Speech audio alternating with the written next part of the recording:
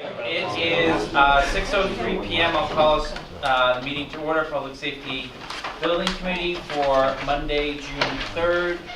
All are present except for Mr. Berry, Mr. Moorhead, and I think that's it. We got 7. So, first action item is approval of meeting minutes from May 18th, 2019.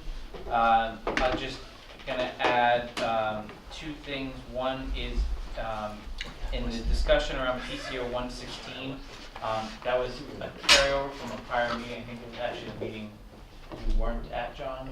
So just rephrasing that to say, as a follow-up to from the prior meeting, you know, we acted upon this, and then also at the end saying that we would inquire with CPC as opposed to that we may look at, just rephrasing it.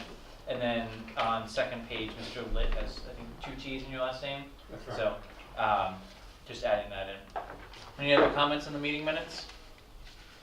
All right, with that, I'll make a motion to approve them as edited. Is there a second? Second. Any further discussion? All in favor?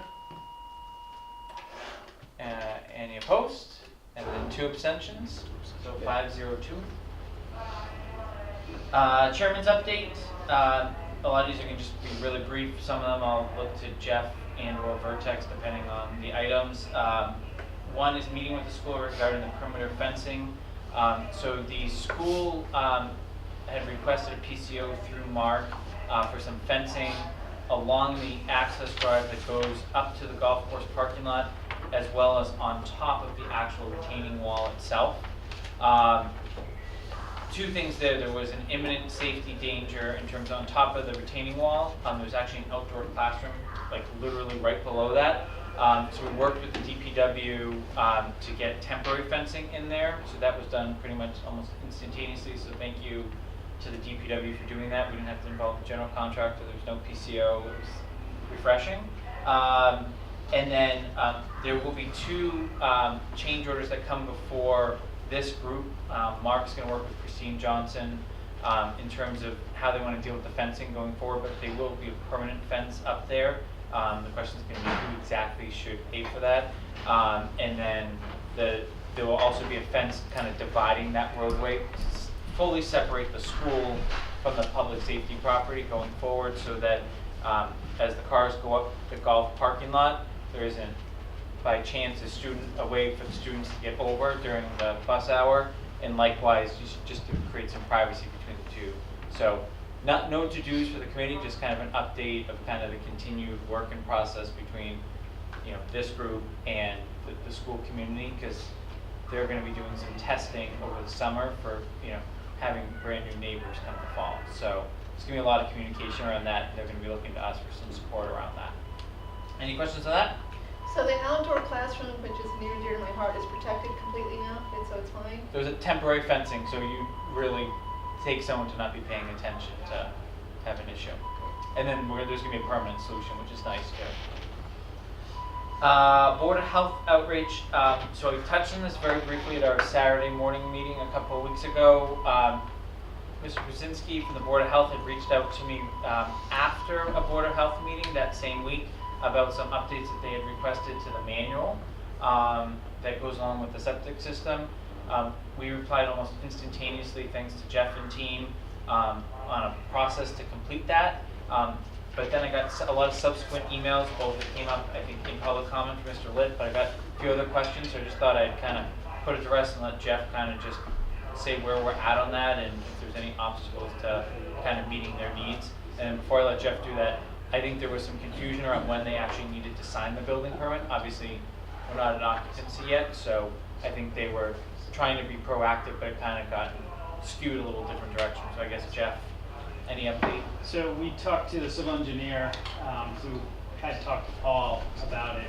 And incidentally, it's really the civil engineer's boss, because the guy that's been doing the project was on vacation at the time the request came through. So my understanding is that what Paul was looking for was more common language, sort of common use language, rather than technical language that was on the original O&M manual, so that the town, the people that are actually maintaining it, could understand it in a more readily available fashion. So my understanding is that Paul, his time frame for this is nothing imminent. You know, he said basically I don't need it till August. So the engineers promised to get it to them as soon as possible. The hope was to get it by the end of the month. It's not done yet, so it should be done in the next few weeks. But basically just a revision to the language to make it more easily understandable. Any questions on that?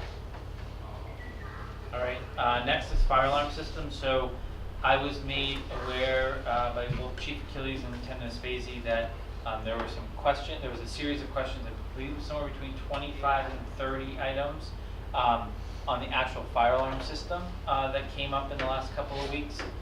A lot of back and forth, a lot of different timelines that I've heard. I think the punchline here, and Chief, please, add on to any of this. When Chief Achilles and Lori Lavoli, the building commissioner, reached out to myself and Mark about kind of the comments and the need to resolve some of the comments, the chief made the decision that any of the comments, the way that the comments were going to be addressed is it required for code? If yes, then we have to find a way to resolution. If no, we're not going to kind of go down that path. It's more of a preferential item that can be dealt with at another time, if at all. Given the timeline in the amount of time it takes the state, who does these reviews for free, to get back to us on some other issues, I think we've almost over a month on one very small issue, and then a month on the larger sprinkler apparatus bay issue.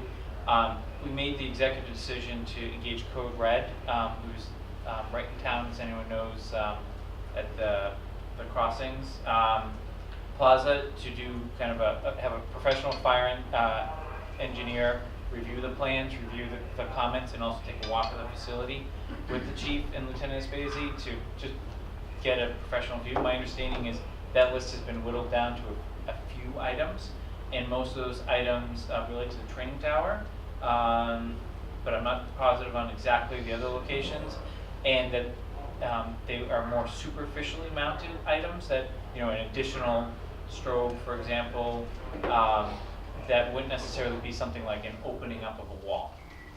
So they are working through that. They are owed a final report from Code Red. That did come with a small expense, under $2,000. But if we had to wait on the state for some of these items, we may never be opening the building. So, Chief, I don't know if I did that enough justice, if there's anything you want to add. No, that was exactly it, and we did a walkthrough with building commissioner, myself, and the inspector, along with Bill from Vertex last week, and we hope to get a report this week, and I think it will move it along. I think the idea of being what is code required is the bottom line, and we will, we're not going to look at any more depth than that, and I think that will satisfy and keep us on track. So we're working really hard to get that done. Any comments on that? And then Jeff, thank you for you and your team for kind of replying to that, because I think those replies aided in that review. So I think it's a nice, everyone kind of came to the table with the right answers, and I think we're moving forward towards a possible solution. So the 35 issues are down to how many now? It's probably less than a dozen. And again, it's, when we walked through last week, we didn't see any glaring code issues. I think some of it was more minor items where they're located. It might be coverage a little bit, CO detectors, strobes. I think that was really it. And whatever we look at, we're going to try to make sure if it needs to be moved that it's surface mount, so we're not trying to go into walls. But I really hesitate to say the exact number because we want to get that the written report. This was more verbal on Thursday, but we want the written report. Any other questions on that? Project timeline. So it's been countless levels of communication between myself, Mark, Vertex team, the Context team. We have received a preliminary change order to officially change the date to August 1st. It is not in front of the committee for consideration tonight. One, due to the cost that they tried to associate with it. There's a lot of negotiation going on, and Bill and Kevin and Jeff and Ellen are kind of working through that with CTA before we bring kind of that forward for some sort of resolution, because they wouldn't recommend we approve it, so there's kind of no point in us. Would not? They would not. No, it just doesn't make, they're charging us for, I think the best example Jeff gave me was they're trying to charge us for trailers, well, guess what, the trailers are gone. So, What's the total? $61,000, but there's no backup to it. So we're trying to get a breakdown of everything from them. Basically, the way they Tell us what it is. calculated, which would, I mean, I don't know what he's trying to pull, but, you know, they basically said there's a certain number of calendar, or working days that was in the original contract, and you take those days by the general conditions cost, and you get a burn rate, essentially, per day, which, if they were in fact using every single item, every single hour of resource through the rest of the project, that would make sense. But we're at the end stage, there's no trailers, there's a bunch of other things they're not spending money on. Why would the town want to pay them for those things? So we really need the backup, which has been requested. Mr. Rooney? So we're 58 days out to August 1st, and on page 3 of the Vertex report, they talk about a meeting to make sure that there's no slippage of that date. Is there any reason that this committee should be concerned about the August 1 date as being the date that substantial completion will be achieved? I guess the best way to respond to that is we're dealing with past items right now. The result of this change order request was from a meeting back in the beginning of May that we held with CTA to resolve the August 1st date, and that meeting talked about a bunch of things that could happen and might happen, and if this happened, then that would happen. So a little bit of speculation going into it, assuming we can hit the August 1st date. Since that time, we requested at that time that CTA put together this change order for any cost that they feel they would be due, and that's what they've now done. Now, what we have yet to receive is the schedule we are owed for the May time period that CTA is supposed to put together, which will show what has happened to date and what they project to happen over the next 2 months.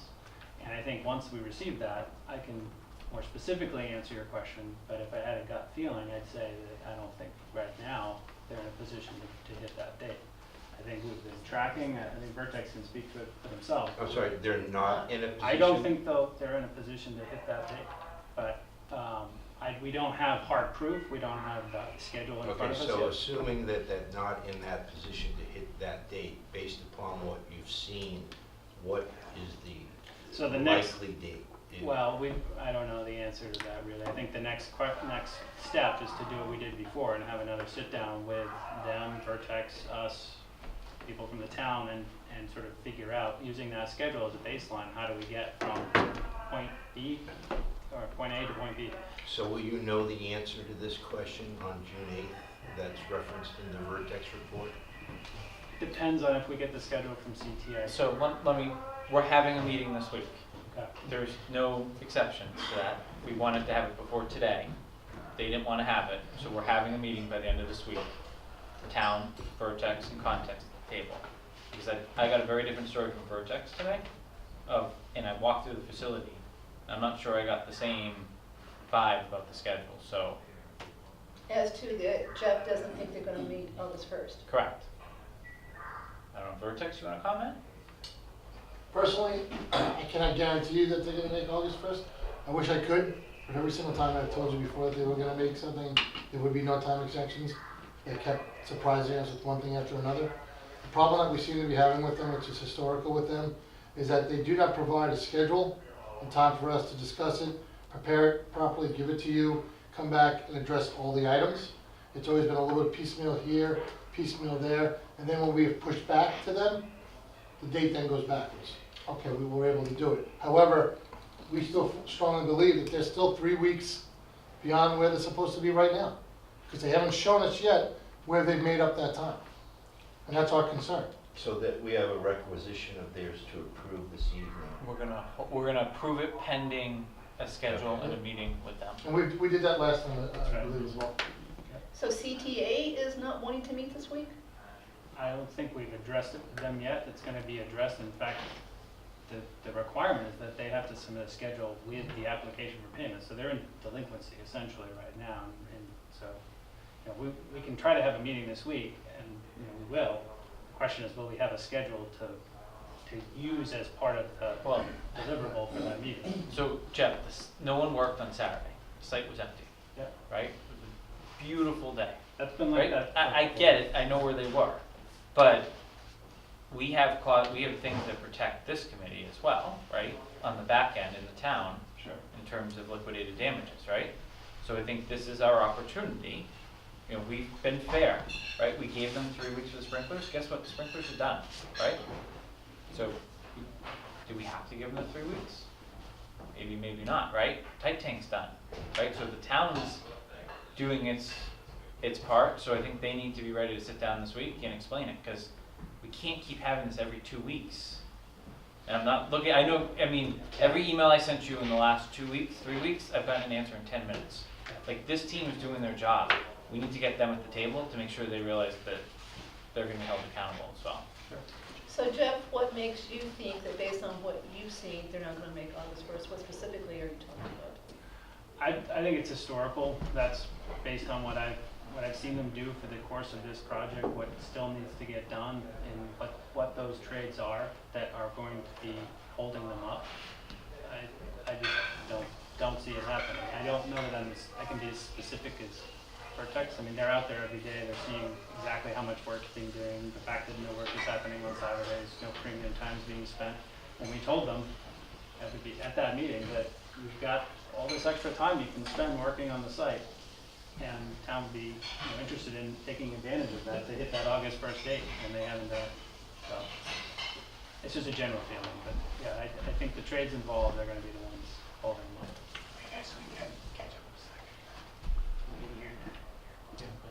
Jeff or Kevin, any progress on the kitchen sink or the glazing? Was that All that I know right now is that they have been ordered. I do not have a date of delivery yet. I've not gotten a date of delivery yet, after requesting it several times already.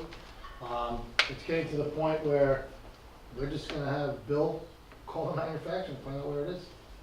Because they're just not giving us an answer to those questions, and that was the biggest driver when we had our meeting with Jason and them several weeks ago. Was, okay, we'll do all of this on our part to get you there.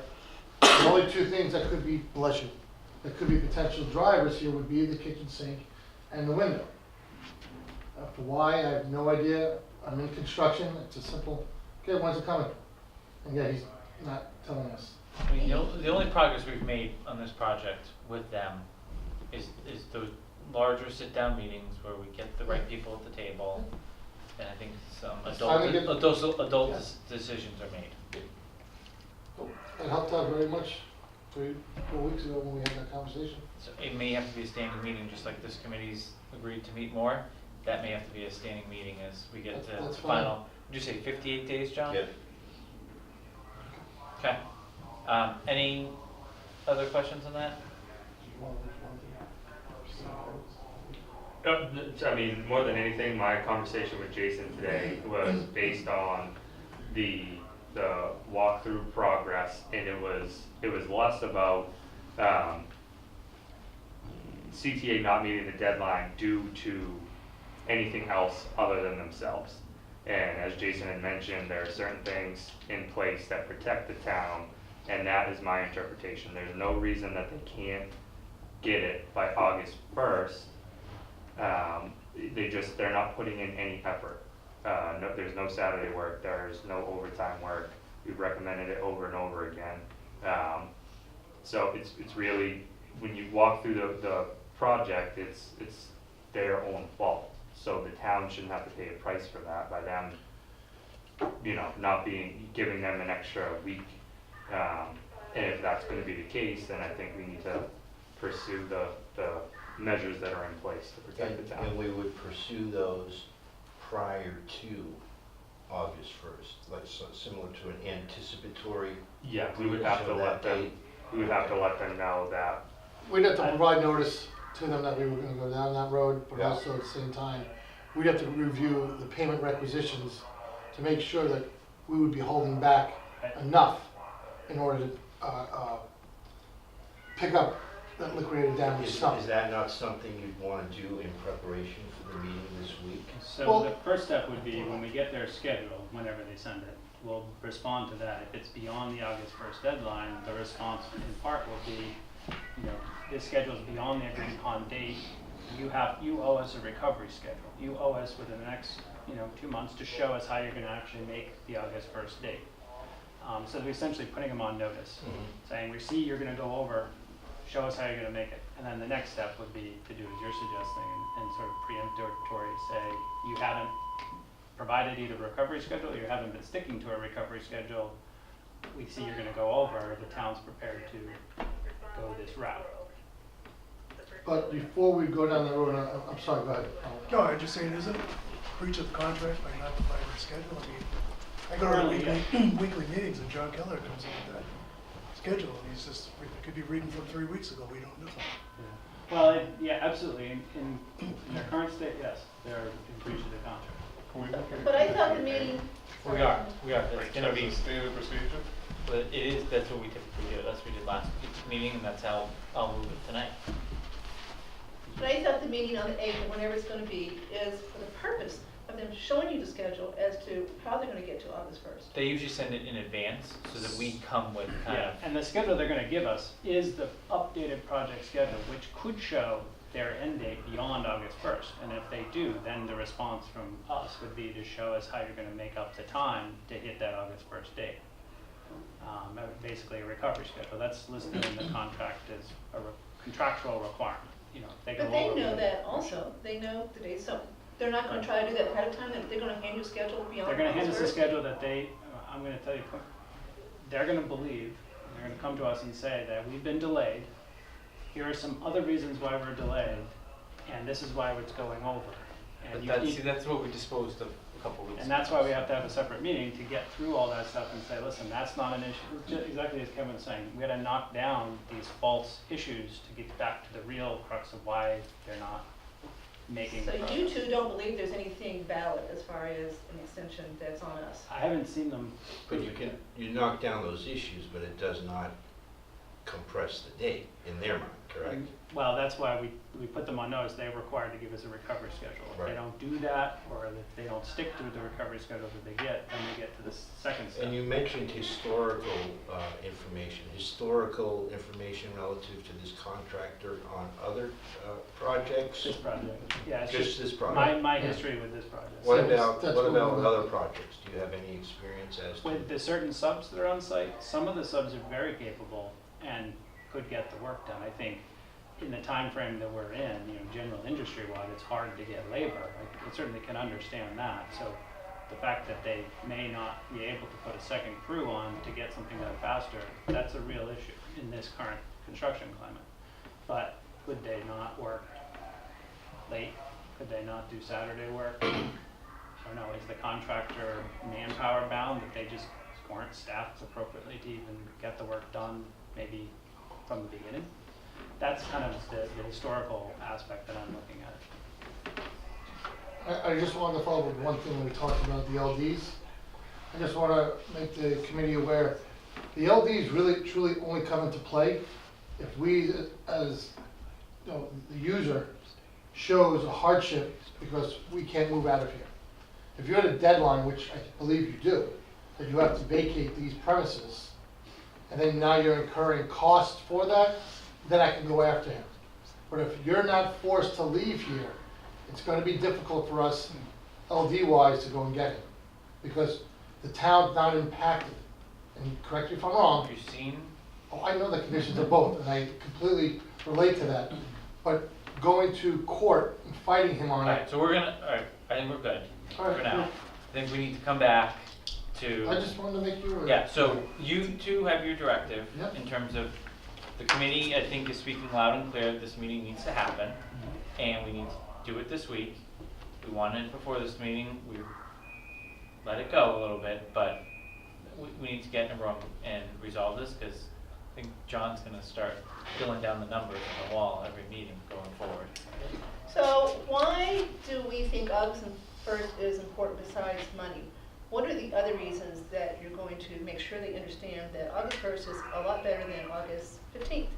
Because every day that ticks by costs this town more I money. said except for money, I know money, but I still think there's other reasons too. Schools, we want this done before school start, right? Clean, moved, Just department operations, right, right. they're trying to They gotta plan the move, they can't keep moving that, they got moving people. think of all the additional subs, I mean, right, the list is pretty, Holidays and workarounds. yeah. Yeah. We good on that one? Yes, sir. All right, change order ownership meeting, we've kind of just had this trending, it's on Vertex's court to schedule this, hasn't been done yet, so we'll punt it to the next agenda. Monthly project-related updates, I have just 3 things. As negative as maybe some of that project timeline, I did walk the site today. Like, there's a lot of fine detail that's been done in that building. There's carpet down in a good chunk of the offices, dorm rooms. Most of the key card access is in. I mean, there's the ceiling's in a lot of places. So, as much as, there might be some details that hold certain things up, I mean, that building is humming along. I would say my non-educated view was that the carport was the thing that was furthest from completion. But, if any of you remember that were on the last tour, there's big holes around the property. It's all graded around the whole thing, right? That whole taking care of the tight tank on that Saturday meeting a couple weeks ago, you're going to hear in the update, I think went a long way. So I think the site is pretty impressive just from a site work perspective. I mean, they're planting grass. Well, not necessarily planting grass, but they're putting the loam down, and they're getting ready to pave. So we're going to be providing a monthly update to the Board of Selectmen, so that will be tomorrow night. I did post a meeting in case anyone happens to be there. I think it'll be brief, just kind of a summary of last month's activities. Obviously, they have 2 new members since our last update, so I don't know what sort of questions that may or may not generate. I know both have toured the site since being sworn in with Mr. Purple. And then I'm going to float the idea of Saturday, October 19th as the public grand opening day. I know it seems a little preemptive to schedule a grand opening before we have an exact completion date, but we feel in talking to both chiefs that that would probably be the right timing in terms of allowing the departments to settle in, giving a little wiggle room to the August 1st date. But I think if you're going to do the grand opening right from a public perspective, they do need some time to plan it, and any additional resources, et cetera, can be lined up. So my check showed there was I think we had passed all the religious holidays at that point in time, but if anyone sees anything between now and tomorrow night, let me know that may cause concern, and then we'll float it to the Board of Selectmen for their determination. Any questions on that? All right, owner's project manager monthly project update. So we are in receipt of the Vertex report. I don't know if anyone has any questions on the report before maybe I ask Bill or Kevin to specifically walk through kind of some of these CCD items that we approved pretty quickly last time and where you're at on that and what the benefit was of approaching it that way. So I guess I'll start with the committee. Any questions on anything you read in the report other than what was already talked about in terms of the schedule? Okay. Bill, do you just want to touch on kind of some of the larger ones, tight Yeah. tank, the canopies, and anything else you think is Yeah, important to note? So a lot of the items from your last meeting that got approved and CCDs on T&M not to exceed. Right now, the tight tank drainage, that is 100% complete. The site contractor's estimate was, I believe, right around $46,000, give or take. By the time it was all said and done, it ended up being $38,000. So there was some cost savings there. You also saved about half a day, where at the time, and to Jason's point, they have now graded that whole back area and is ready for binder. They're going to continue along until they have more done, but it just really cleaned up the site. The antenna brackets was another good one. I think that price cost was somewhere in the $17,000 range. And a big chunk of that was the roofer's cost. They had 80 labor hours, and after we tracked it, it ended up being 40. So that cut the labor cost on that in half, and it was done in about 4 days. But that now allows us to go ahead and contact additional town vendors. Motorola for the radio service, they can now come out, do their survey, and start pulling their wires. Their equipment is stored and ready to come as soon as they're all done, and we give them the word go. And then the carport footings. So the site contractor was able to do that. His estimate of 2 days was spot on. It took him exactly 2 days to hammer out all the ledge and then backfill it with the stone for the geotech recommendation. So there's a little bit more work associated with that, which is, we're gonna be tracking, it's on the concrete subcontractors end of things. So one of the questions we as a team have is, that's been done for about a week, a little over a week now, and they haven't started to put the new forms over there. So why hasn't that been done? What's going on there? To Jason's point, finishes are starting to go down. There's carpet, the whole second floor, anywhere that there's carpet is all done. They have, all the ceilings are flooded, so all the ceiling tiles are in, all the lights are in place. It's really coming along. They started tile today in all of the bathrooms, so that's another big thing. There's no work in, and they're kind of trekking along. They're gonna complete the second floor, and work their way down to the first floor. So, the apparatus bay it's pretty close. It's not 100% done, they still have to do the floor, but in terms of painting, the sprinkler, all the mechanical and HVAC up above is all done and in place, all the doors are in. And got an update today, National Grid is scheduled to come out sometime this week, which is gonna be fantastic, because they'll be able to power up the building. So, once they power the building, that's when it'll open up and allow for all of the controls for the HVAC system to be set and operable, up and running, as well as all the lights and the lighting controls. So the progress has been pretty good, and that's all I got. Any specific questions about anything in particular? Go ahead, John. The Chicken Little concern about the sprinklers delaying the project, how did that get compressed so tightly and get finished? So realistically, from when we had talked about it, they said it was about 3 weeks. And from the time that, we went ahead and released them on it, it took exactly 3 weeks.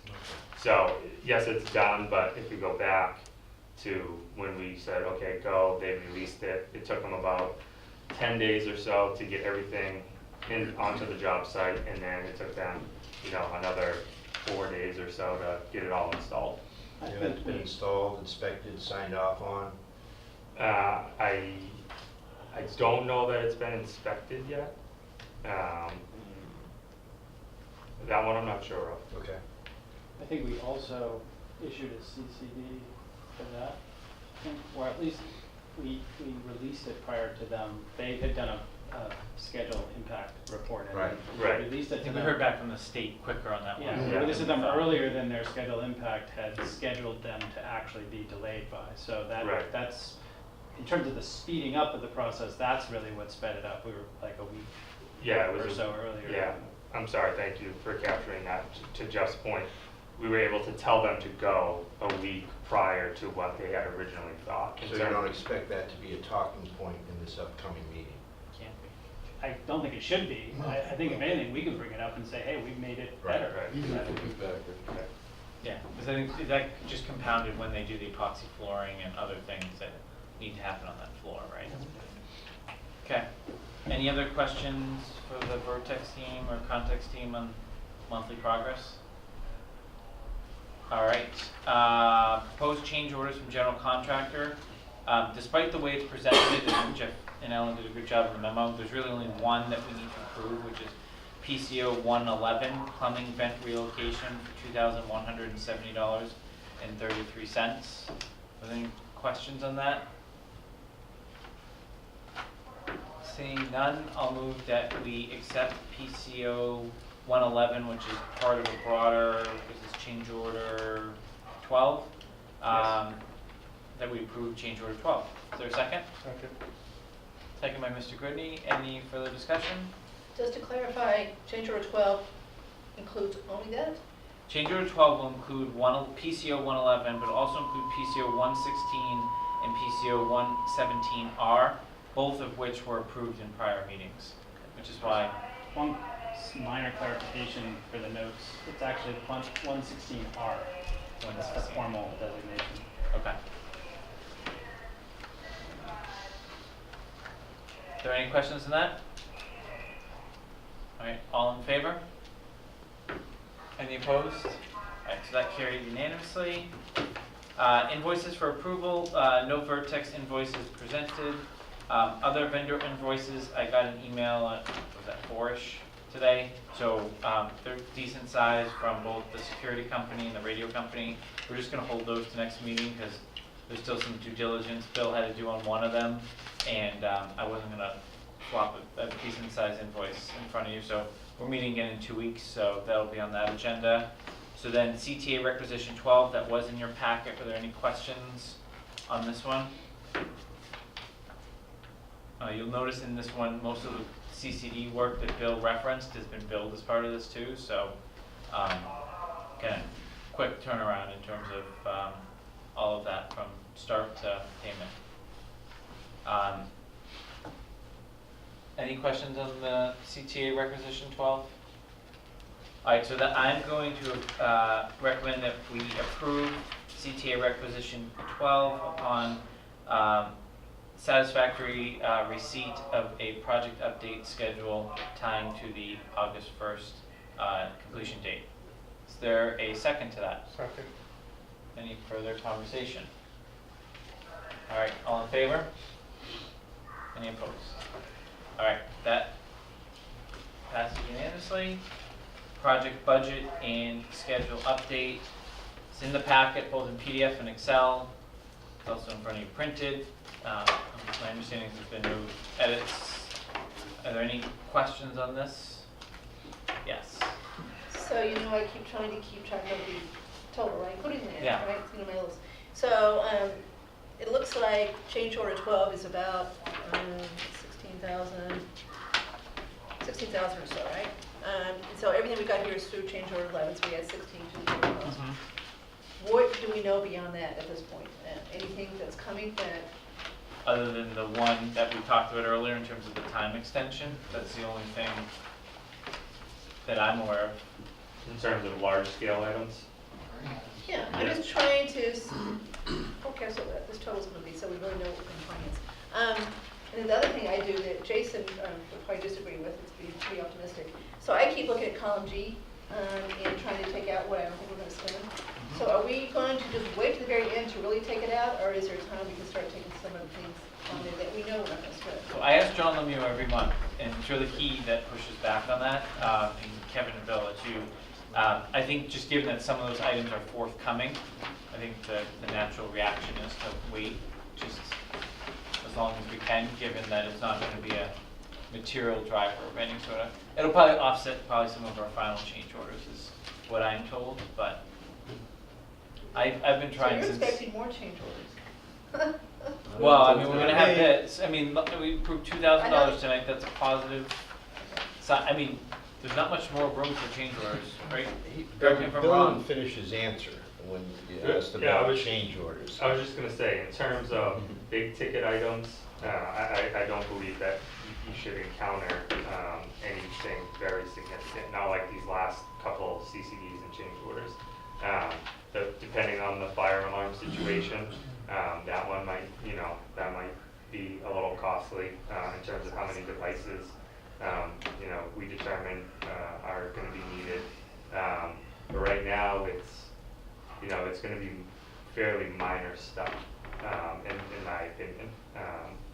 So let me ask a question on that, right? So let's just say if the chief sticks to his, it's required by code, I want it. Mhm. If it's not required by code, it's a nice to have. Didn't we buy a code compliant fire alarm system? Yes. So would that even be a dollar sign change order or just a materials that someone's paying for that we don't care about? Who pays for that if we bought a code compliant fire alarm system? My understanding based on the walkthrough is that it's code compliant as is. Okay. So basically any change order that came in front of us, we would look to the chief and Lieutenant Espasy to say, Yeah. explain to us Correct me why. if I'm wrong. Yeah, I didn't see any major ones, Okay. and I would hesitate, and Bill was pretty solid when we went through it.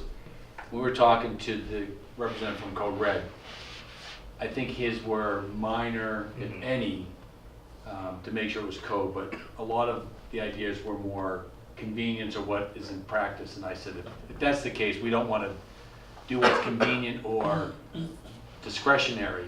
We want to stick to it, so that's why I want to wait to the final report. Yeah, I think that's a big thing. I think that'll be crystal clear on exactly what needs to be done as soon as we have that report back from Code Red.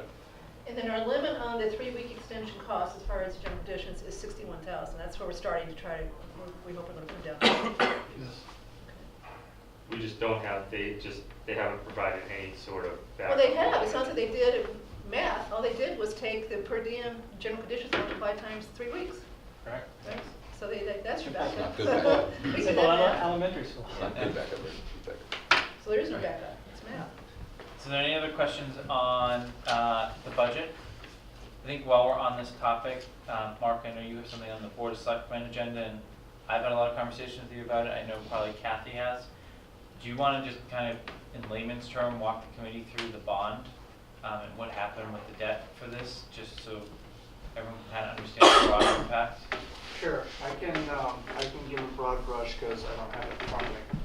But there were discussions with a small group of staff, including the finance team, chair and vice chair from advisory, and also the chairman and other member of the Board of Selectmen, to talk about how we wanted to handle the large portion of the remainder of the debt, about $15 million for the public safety. We were looking at we had already previously done about $7 million of that permanently bonded. We had done temporary borrowing for another $7 million, and then we had another $7 million we hadn't touched yet. And we looked at a couple of options. Do we permanently borrow $7 million this June, permanently borrow the last $7 million next June? Do we do it all this year? Do we take advantage of the good interest rate climate, our AAA bond rating, all of these various factors? And we decided to go and do the whole $15 million now, do it effective in June. We were hoping for an interest rate of about 2.8. We got an interest rate of 2.74. We're going to save, roughly $2 million in interest costs over the course of life of the loan. It's for 25 years.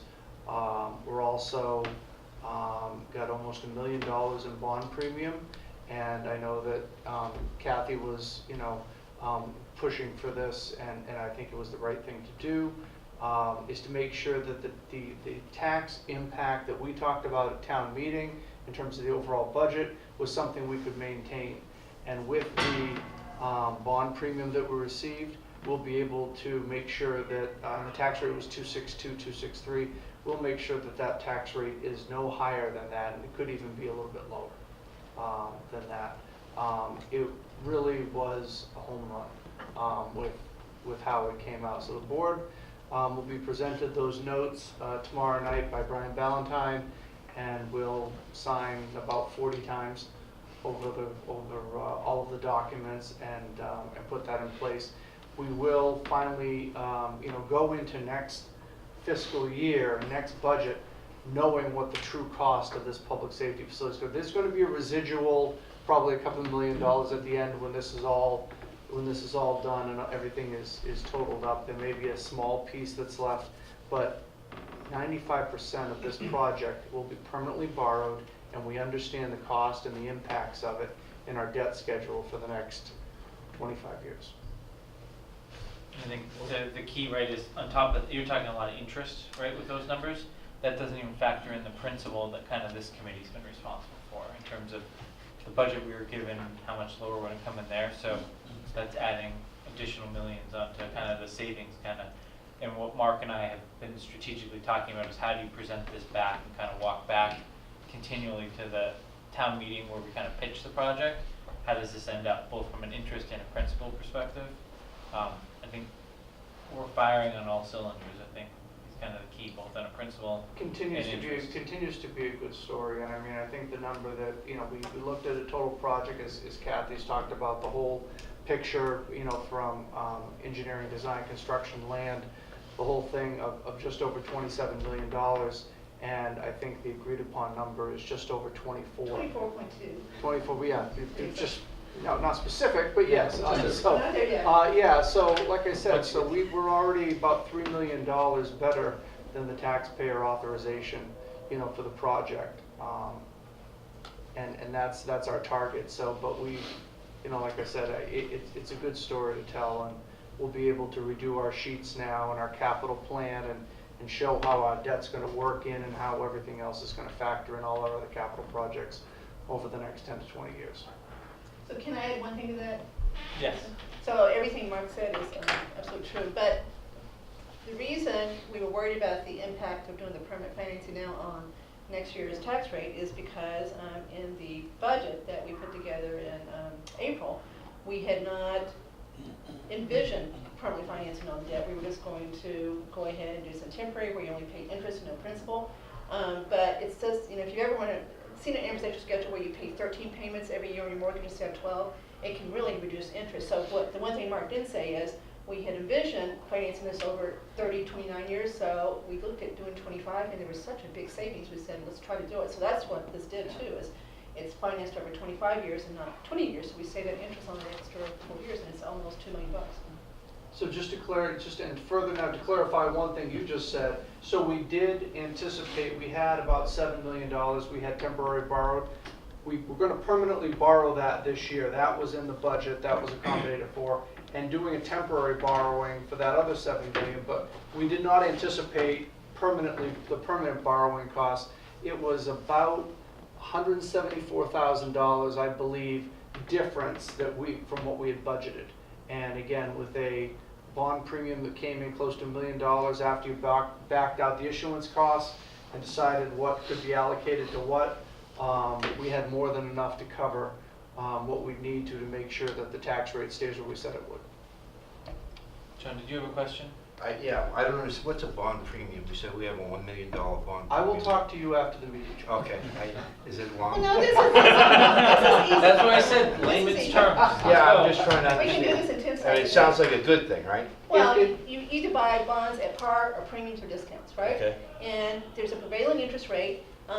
So today it's about 2.6, 2.7%. And so most people want bonds being sold at premiums because there are adverse tax consequences to those who buy it if you buy a bond at a discount. So you want to make sure that it's sold at a premium. So the town's going to pay a little bit more in their coupon rate that they actually pay you, but they got this money back, so they effectively are still going to pay 2.74%.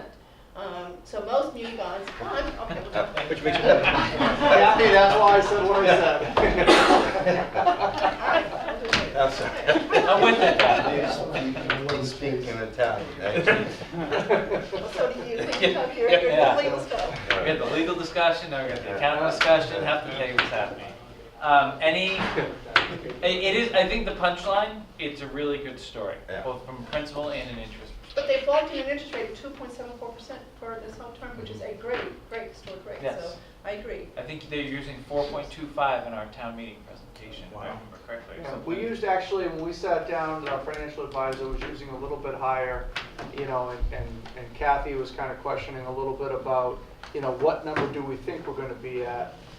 Because initially we were looking at a discrepancy of just over $200,000, and we came to an agreement that we should look at the interest rate at more 2.8.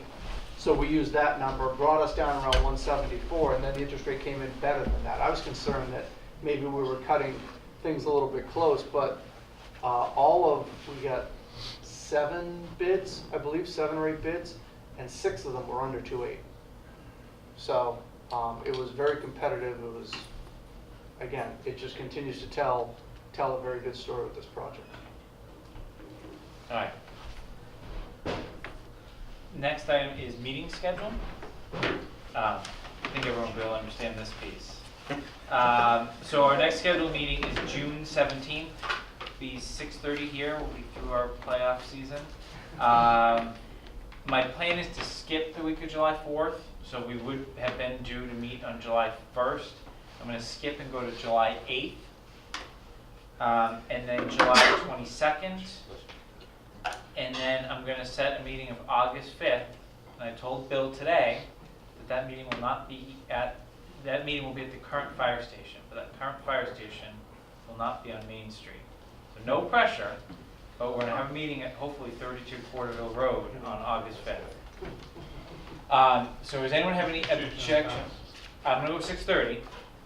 This was a one-time. All at this all station, those. and then except for the office one there? We'll revisit it obviously over the next 58 days, but that's the goal, and then we'll see where we need to go from there. Anyone have any known issues with those dates, or you're good with that for now? So that's July 8th, 22nd, and August 5th. Right, so essentially we'll go 3 weeks and then back to our 2-week schedule. Hopefully there's nothing that comes up in the interim that we have to have a ad hoc meeting, but we will if something comes out of, probably the scheduling meeting would be the only thing I can foresee that would require our attention. I'll not be here on the 8th. Okay. Maybe traveling I'm on sure you'll soldier on with that, but Ellen can probably. Okay. We'll just prep with you ahead of time if needed.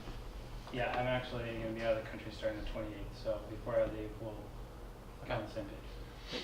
Not to be annoying, but could you run those dates one more time? June 17th, Yes, sir. July 8th, July 22nd, August 5th, all at 6:30, Terrific. all at the fire station. It's just a matter of which fire station.